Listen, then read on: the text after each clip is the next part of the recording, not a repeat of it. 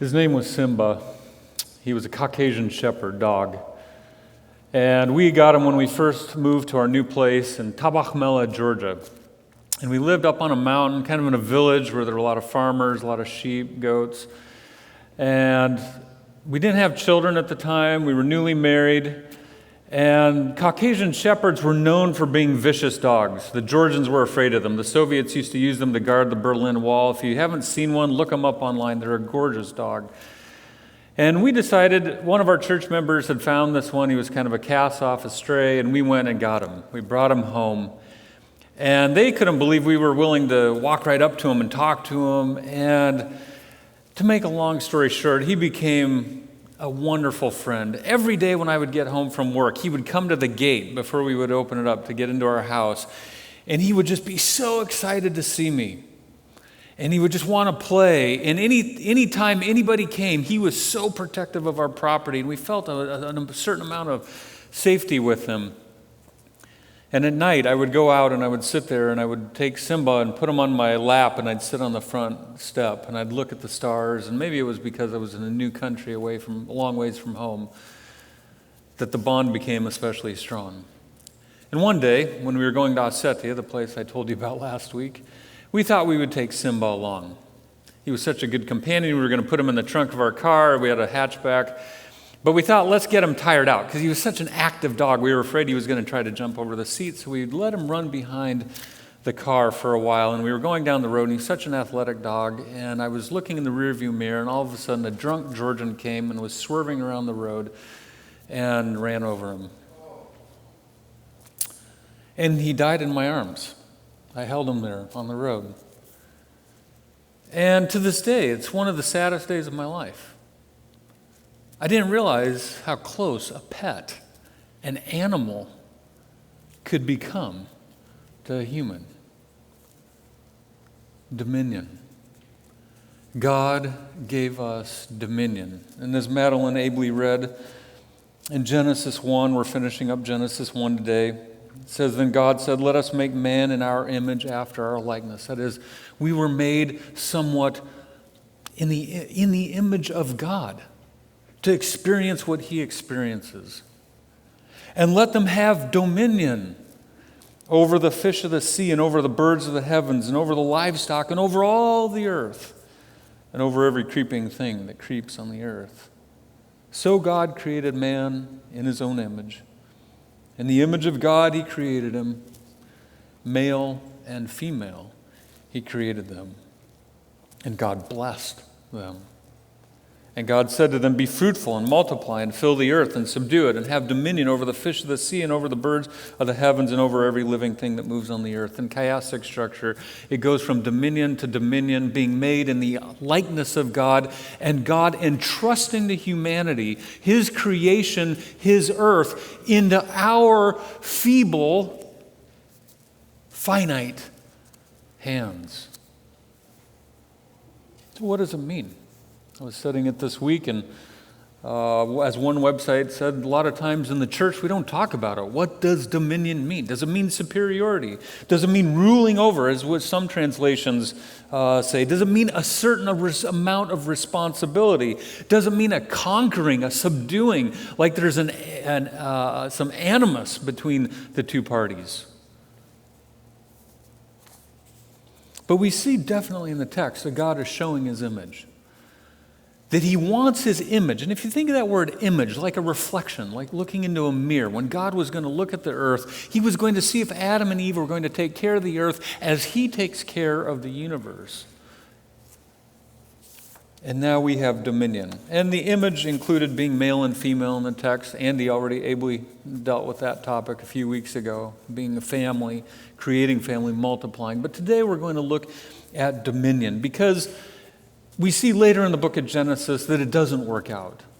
That man doesn't really take dominion over the earth, and God has to destroy the planet and start over. But yet when Christ comes and he dies, and Paul talks about Christ being the second Adam and restoring what was lost at the fall and giving back to mankind, and that's where we are now, standing in this section of history, of Christians who believe that when Christ died and the Holy Spirit was poured out on the church, that he was restoring the image that was lost, what he was trying to establish in the Garden of Eden and give it back to humanity. So we'll look at three things today. Three things in the text. And we'll spend more time on the last thing, and you'll see why here in a minute. But as I've already mentioned, the first one is over the animals. Have you ever thought about it? Why in the world do we take our nice, clean homes and open them up to animals? Every day here in Orlando, I see people out walking their dogs. I see cats running around our neighborhood, and then some of us even get hamsters and lizards and snakes, and we put them in our house and they become part of our family. Why do we do that? As I told the story about Simba, it hit me. This was part of our family. What is it about the human heart that wants to have some type of animal to be part of their family? Now, we used to probably live, maybe a lot of our forefathers and mothers lived on farms where you actually had to take care of an active group of animals and feed them. I remember I went to school with a girl whose father was a dairy farmer. I tell you, you want to talk about a job with no vacation. They didn't go anywhere, anytime for vacation. They couldn't. Their animals were there. That was their livelihood. They were taking care of them. Solomon says in Proverbs 12:10, listen to this, what righteous people do. The righteous care for the needs of their animals, but the kindest acts of the wicked are cruel. He draws a line. He says a righteous person actually has care for animals. Could it be that that Solomon is pointing us back to Genesis 1 and saying that this was God's original intent, that he was giving us this position to take care of, not to dominate, not to fight, but to take care of and to think of their well-being and to be kind to them. Something that's probably good for all children is to have a pet. I know my children didn't naturally gravitate towards the litter box in our room, in our house. We had to kind of train that's part of taking care of a pet. And you can come up with all kinds of tasks that you can give to your children to take care of a pet. But we see not only animals in dominion, we also see land. And that God would give us land and that we would take care of it. And if you want to look at one of the main causes of war, in fact, the two of the three countries I lived in the Caucasus right now are engaged in a war. All of my pastor friends between the ages of 18 and 55 are on call to go off to war in both those countries. Why? Land.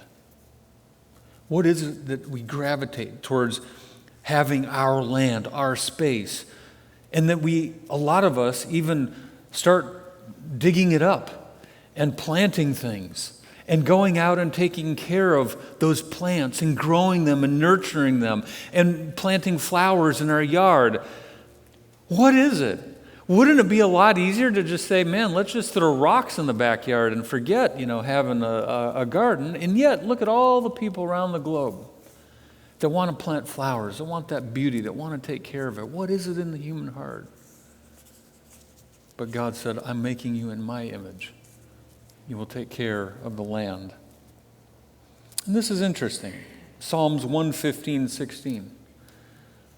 God says, the psalmist says this, the highest heavens belong to the Lord. I want you to pay attention to this. The highest heavens belong to God, which is something about space exploration. Maybe we'll get to the lower heavens, but the highest heavens we're not going to get to. That belongs to God, right? Even here at Cape Canaveral, we're not going to go all the way. But the earth he has given to mankind. Now, one of the reasons why it's important that we think about this at times is because even Christians who are Bible-believing Christians sometimes come up with theories that I believe take us away from this belief of dominion. And there's a belief right now among some evangelical Christians that the earth is so wonderful and God is so sovereign that there is nothing we could do to ruin it or to actually change its climate. Is that biblical? And let's look at how we're doing on the planet. Every year, humans extract an estimated 55 billion tons of fossil energy, minerals, metals, and biomass from the earth. The world has already lost, now get this, 80% of its forests. And we're continually losing them at a rate of over 140 square miles per day on the planet, kind of the lungs of the planet. At the current rate of deforestation, 5 to 10% of tropical forest species will become extinct every decade. Every hour, but right now as we're worshiping this morning here at Markham Woods, 1,692 acres of productive dry land will become desert. 27% of our coral reefs have been destroyed. If the rate continues, the remaining 60% will be gone in just over 30 years. We have a garbage island, mainly plastic, and just a bunch of junk in our ocean. The size, now get this, the size of India, Europe, and Mexico combined. The junk we're throwing into our oceans. We're using up to 50% more natural resources than the earth can provide. At this rate, we actually need 1.5 planets to sustain what we're doing. And it goes without saying that we don't have 1.5. We have one. Now, sometimes I believe in our denomination we stay away from this topic because we're on the path to heaven. That's our goal. Our goal is the second coming of Jesus. We're just passing through temporarily this world. And so, if we destroy it, we've got another one coming. But why would we not? In our own theology, Revelation 11:18 says this, talking about God's judgment and talking about the end of times, when it says the nations were angry and your wrath has come. The time has come for judging the dead and for rewarding your servants, the prophets, and your people who revere your name, both great and small. So God is coming to reward those who are faithful to him. But then John adds, and for destroying those who destroy the earth. If it were true that God says, yeah, you know what, I've given you the earth and it doesn't really matter what you do, you really can't destroy it because I am so sovereign and I am so powerful, why would the Bible say that he's coming back with wrath for those who are destroying that which he has entrusted, that which he has given dominion to us over? It wouldn't make sense. God, and if you look at it, I gave one whole sermon at one point on us being renters. And God is just a landlord if you look in the Old Testament. He just loans us the land. Yes, it is his, but he gives it to us, and with remarkable self-control, he takes his hand off of it and sees what we are going to do with it. I tell you, I'm glad God is God.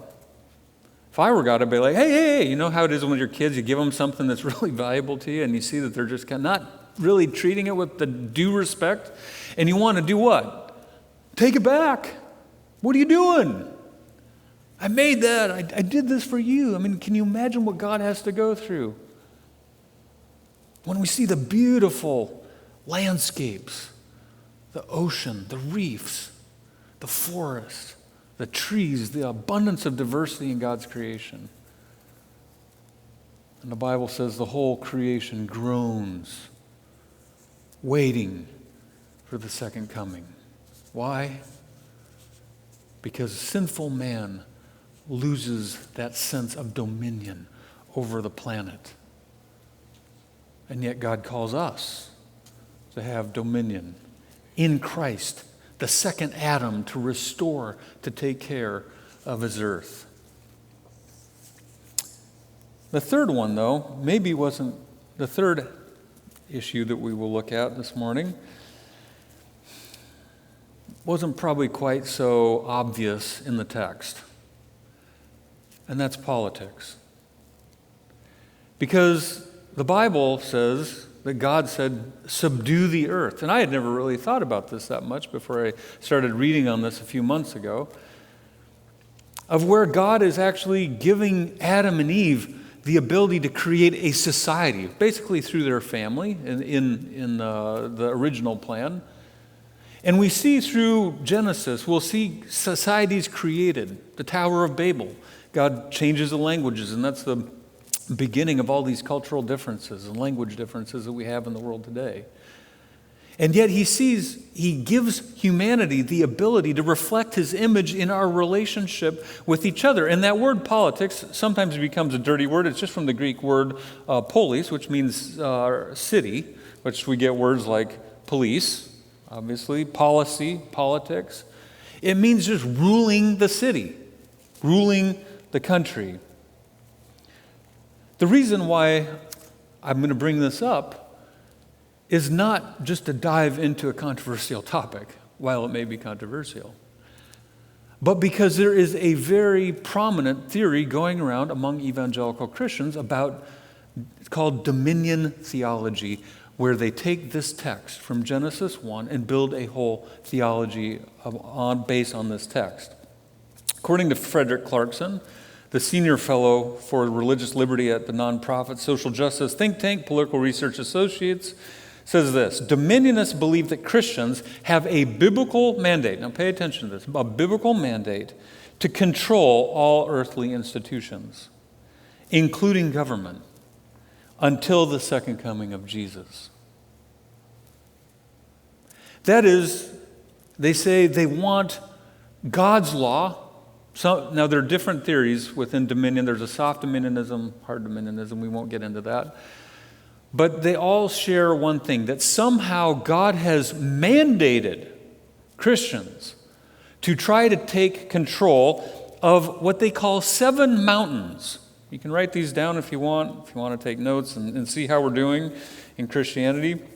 But these are the 7 mountains they want to take control of: family, religion, education, media, entertainment, business, and government. Now, I could name names of people who believe this theology, and you would recognize them. I will not do that. You can look it up, but it's becoming more and more prominent that somehow, because God gave us dominion, not only over animals, not only over the earth, but also over every earthly institution in our society, and it is our job to control that. And God has given us dominion, and he will chase out all the pagans, and every Christian will come to power. This nation, this also plays into it, will also become, according to them, what it was supposed to be, a Christian nation. And they call it a theonomy, not a theocracy, where God actually leads this nation, like in Israel, like having a place where you would go and, Urim and Thummim and figure out, what God is saying to you. But God's laws and his rule would be permeated through government and through these 7 mountains in our society. They also say that this wall of separation between church and state that Thomas Jefferson wrote about in a letter to the Danbury Baptists in the 1780s is a one-way wall. I want you to pay attention to this. It's a one-way wall. Why? Because it's protecting the church from the government. Not the government from the church, because we were given dominion, according to them. So this wall of separation between church and state is getting a bit flimsier in their thinking because we are given dominion. Do you see where this could maybe pose some problems for Christians? Because what do? There are 2 extremes, hence the sermon last week. One is to say, yes, I'm a Christian, God has given me dominion, I need to go out and I need to dominate all these 7 areas of society. And the other, which I think many in our denomination swing to the other extreme, is like, you know what, I'm headed to heaven, and whatever happens in that dirty, corrupt politics, I have nothing to do with it. Maybe I'll vote, and I don't even, and we throw up our hands. So if we're taking that principle last week, that a wise man, a righteous man, avoids all extremes, how do we find this middle ground? Because On one hand, when Jesus was before Pilate, he said, "My kingdom is not of this world." He said, "We don't fight for the kingdom of this world. It's of another world." But on the other hand, Jesus prayed in John 17, "Don't take my disciples out of the world, keep them in the world." And he said in the Sermon on the Mount, "You are to be salt and light." So how do we in America, we the people, this is what it says, we the people in the Constitution of the United States, in order to form a more perfect union, establish justice, ensure domestic tranquility, provide for the common defense, promote the general welfare, and secure the blessings of liberty to ourselves and our posterity, do ordain and establish this Constitution of the United States of America. And I ask you this morning, church, are we not the people? We the people? Or can we get a pass and say, well, that's really not us because we're really part of another kingdom, which really became the main issue in the Roman Empire when they said, yeah, we have another ruler, Jesus. Oh, not Caesar? And so there's this balance, there's this tension between being a citizen of another kingdom and yet being a citizen of a country.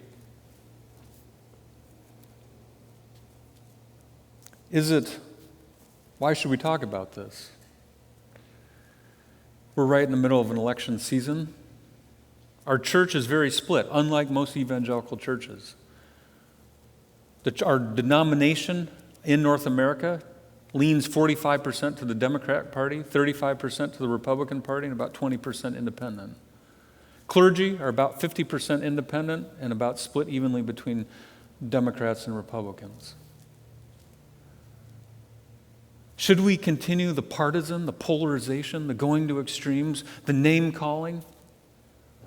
Or does God give us dominion to be able to discuss these issues because we are the people, because we are thinking of our posterity, because we are thinking of the blessings of liberty and justice for those around us, even though our higher calling is in God's kingdom?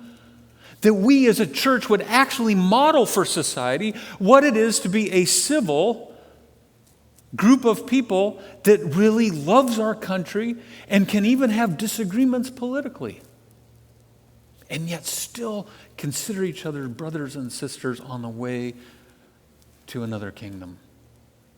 Is it possible? Now I'm going to delve into a little bit. I usually don't do this, but I'm going to read quite a few quotes from Ellen White. I read her quite frequently. For those of you who are guests or don't know about her, we consider her to have the prophetic gift. She wrote one of the most prolific writers in the history of the planet, and for females, I think the most prolific. And we cannot examine where we are right now in our church without going back and looking at a little bit at our history. And she, quite frankly, is the only one that really writes prolifically on this topic from that time period. And some people will probably send me an email saying, you know what, Pastor, I think Mrs. White has a quote that pastors aren't supposed to delve into politics. Why are you doing this? And you know what? Instead of you taking all the time to write an email, let me read you one of them. From Gospel Workers, page 393, those who stand as educators, as ministers, as laborers together with God in any line have no battles to fight in the political world. And there are many more. I could read many more. I will not. She counseled people, especially workers, pastors, to stay out of political issues. Now, what was going on in the late 1800s? Let me read you from a historian to give you some context, and then I'll read you a couple other texts, which I think will surprise many of you. This is what Ralph Volney Harlow in The Growth of the United States wrote. Lowering the standards of conduct in both public and private life was one of the unfortunate consequences of the Civil War. The country's wealth was increasing with an alarming rapidity in the midst of political and social confusion, while the war brought to prominence a class of rough, unscrupulous men with low standards of personal conduct who too frequently permitted to gain leadership in both business and politics. Out of such a general background came an era of wholesale corruption in politics, which affected every section of the nation and every department of the government. The use of money in buying elections was but one of the many forms of political corruption. Voters were bought and sold in more than one state capital as commonly as meat in the market. Governors' signatures to bills intended to create private fortunes were purchased with sums which reached into the tens of thousands of dollars in the late 1800s. Corruption in business and was even more common in business, if possible, than in government. And he goes on to say this was a time of national moral and intellectual bankruptcy. People were buying offices for their personal financial gain. They weren't thinking of the nation as a whole. And it was a terrible time. In the Reconstruction of South, there was still tension, and there was corruption, and there was fortune making. And yet, Mrs. White would write this to somebody who supported the issue of slavery. You have never looked upon slavery in the right light, and your views of this matter have thrown you on the side of the rebellion which was stirred up by Satan and his host. Your views of slavery cannot harmonize with the sacred, important truths for this time. You must yield your views or the truth. Both cannot be cherished in the same heart, for they are at war with each other. Let me ask you, church, was that not a political issue? Slavery? It was the hot-button political issue, and yet our early Adventists were very active abolitionists to the point of saying you cannot be a slavery supporter and a lover of Jesus in the same breath. Those concepts are warring in your heart. You need to choose one or the other. So how did they define political then? They viewed it as a moral issue. And just because of time, I will not go into. They also supported temperance. And they have quotes back then of people that were going to vote. They actually encouraged people actively not to vote for people who were going to encourage the sale of alcohol in our country. A political issue that they didn't view as partisan politics. It was moral. Let me read a couple of quotes here because, unfortunately, for those of you who grew up in the Adventist church, Ellen White seems like a very conservative individual. Let me read to you, though, from during this time period, 1875. This is a quote she has written for women in a time when women could not vote in this country. There are speculations as to women's rights and duties in regard to voting. Many are in no way disciplined to understand the bearing of important questions. They have lived lives of present gratification because it was the fashion. Women who might develop good intellects and have true moral worth are now more slaves to fashion. They have not breadth of thought nor cultivated intellect. They can talk understandingly of the latest fashion, the styles of dress, this or that party or delightful ball. Such women are not prepared to intelligently take a prominent position in political matters. They are mere creatures of fashion and circumstance. Let this order be changed. 1875, 45 years before women could vote in this country, Ellen White was encouraging Seventh-day Adventist women to be proactive in developing themselves intellectually to be able to take on a breadth of political issues so that they would be intelligent voters. 45 years before women could vote in this country. Progressive. Young people, I see young people sitting here, and if there are young people watching at home, 1884, this is what she wrote to youth. Dear youth, what is the aim and purpose of your life? Are you ambitious for education, that you may have a name and position in the world? Have you thoughts that you dare not express, that you may one day stand upon the summit of intellectual greatness? That you may sit in deliberative and legislative councils, aka politician, and help to enact laws for our nation. There is nothing wrong in these aspirations. You may, every one of you, make your mark. You should be content with no mean attainments. Aim high and spare no pains to reach the standard. Do you see the tone? Instead of stooping to the level of the world in politics, our early Adventists were telling the youth, telling their people, gain intellectual greatness. We have a country of 330 million people here. The issues are not simple, they're complex. You have to have some type of nuance when you discuss issues in politics in a big nation, the most powerful nation on the planet. Would those principles not be the same today to say gain intellectual greatness, study the issues?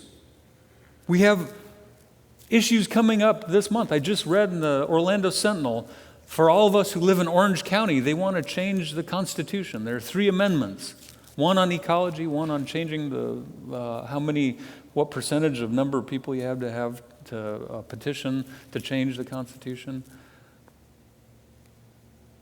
Do we just say, well, I'm headed to another planet. God has prepared another planet for me. I don't have to get into this. I don't have to read up on it. I don't have to become knowledgeable on the issues. Or do I aim for something higher? Let's end by thinking, oddly enough, of the Bible hero that the Seventh-day Adventist Church was really studying the most at its inception. Daniel. Daniel was a trusted member of the kingdom of heaven. God entrusted to him. His main concern was Jerusalem and the Jewish nation, and yet God entrusted to him in Daniel chapter 2. Daniel 1 is his faithfulness. Daniel chapter 2, we see God come down and give him a vision, not just for Jerusalem of that day, not just for how the exile was going to end, but for a vision of how God was going to work with the whole earth through the politics of the nations that were going to come after him. Daniel made his mark. He knew 3 or 4 languages. He was at the top of his field in the sciences. He was entrusted by the Babylonian leadership to be one of the leaders of the nation. And in almost an unheard of move in antiquity, when the Persians took over for Babylon, what did they do with Daniel? Did they kill him like they would other countries would with all the other leaders so that there might not be any coups later on?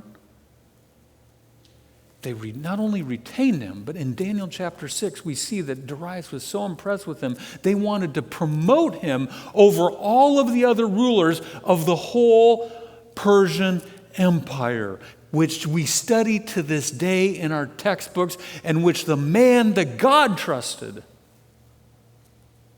was also one of the most trusted, powerful politicians of his time.